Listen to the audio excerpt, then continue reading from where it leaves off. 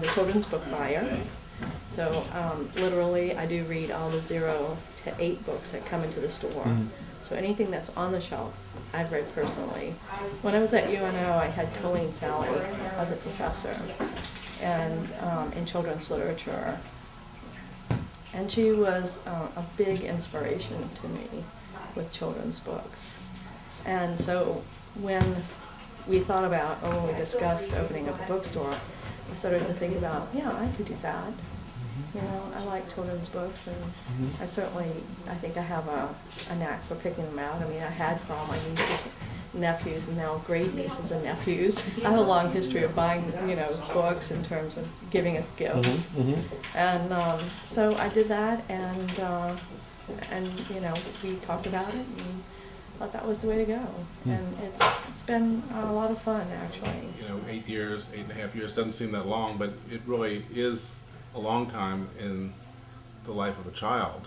And you think of the changes that, and so we're seeing that, and as we are here longer, we'll see changes at some point. You know, we may be selling books to somebody's, you know, the next generation, and of course now we see several generations of people coming into the store, often together. And I see people who were my teachers growing up in New Orleans coming into the store, and I, you know, see people who are the age I was when I was their students coming in. So it's I mean, we're part of the community here, and that's one of the that's not one of the challenges. That's one of the, well, it is a challenge in order to make ourselves as useful as possible, but it's also one of the pleasures is to be able to really contribute to the community. A bookstore is really a community building enterprise.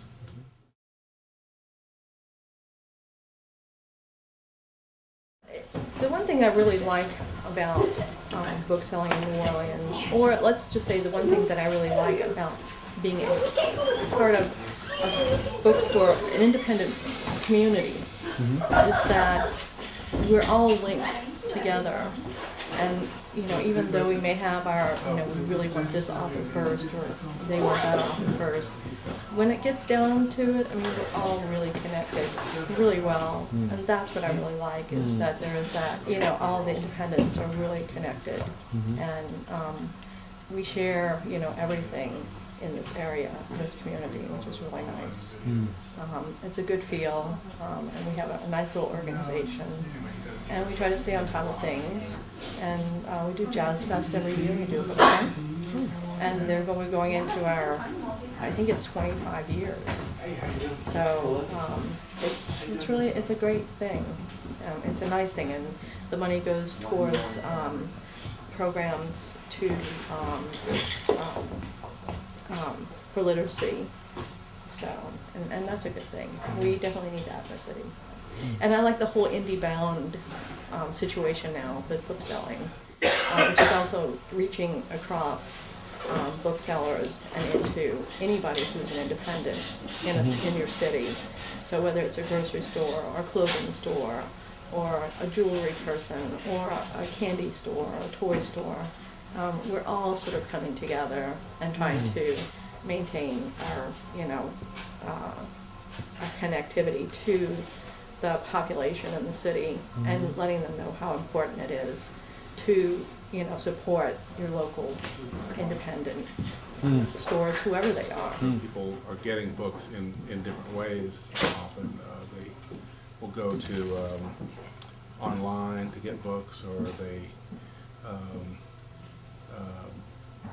you know, they will go to be kind of, you know, see the allure of these big stores that were open up. But actually, that is, although those are still huge factors right now, we think the tide is really with us, and that there's a kind of an awakening now to the fact that those places don't have all the answers. That they don't. They're impersonal places. They have people who are picking books in other places. Their selection of books aren't based on anything local, and when you spend your money there, you're not contributing much to your local economy. And so part of our challenge has been to educate people about what we do that's different. In New Orleans, we're not the only independent business here. I mean, in a way, an independent business is a model here. That's why we're not nearly so overrun with chain restaurants, for example, as other places, because I think and while we have an interesting cuisine is because we haven't let that happen, and because we've had good restaurants, and we have this kind of special thing going. But there are a lot of benefits to a local-based type of business, and especially when you see it all over, and it's what makes New Orleans an interesting place. And now I think the rest of the world is beginning to see that.